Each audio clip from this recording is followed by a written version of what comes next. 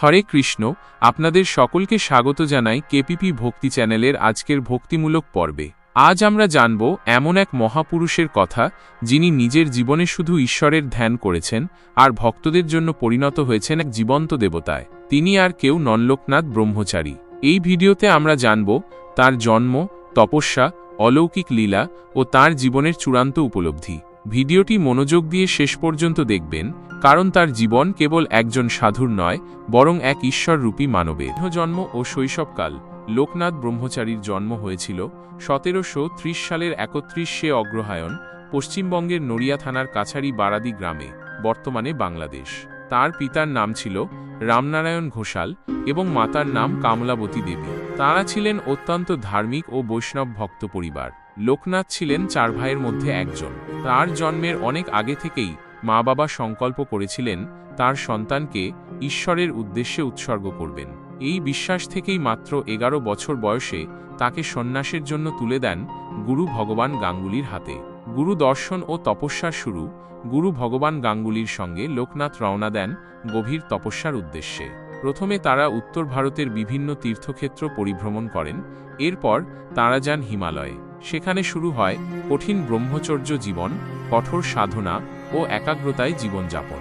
প্রায় 25 বছর হিমালয়ে গিয়ে লোকনাথ বাবা নিঃসঙ্গভাবে ধ্যান ও সাধনা করেন।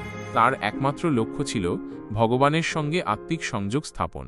এই দীর্ঘ তপস্যা চলাকালীন লোকনাথ বাবা অনেক অলৌকিক শক্তির অধিকারী হয়ে ওঠেন, কিন্তু কখনো তা অহংকার করেননি, বরং নিজেকে সবসময় সাধারণ এক সেবক বলেই দেখিয়েছেন।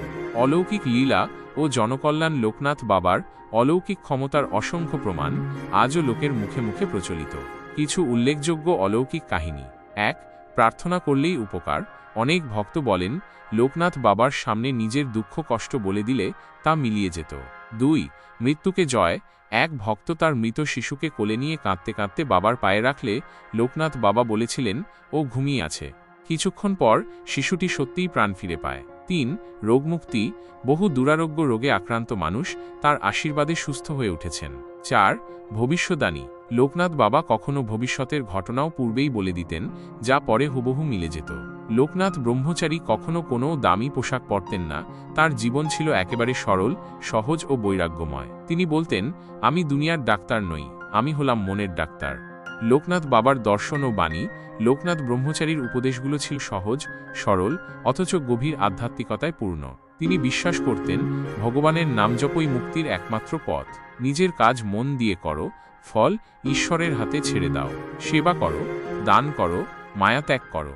ভক্তি ছাড়া কেউ ঈশ্বরকে পায় না। তার একটি বিখ্যাত বাণী ছিল, যখনই বিপদে পড়বে আমাকে স্মরণ করবে, আমি তোমার পাশে থাকব।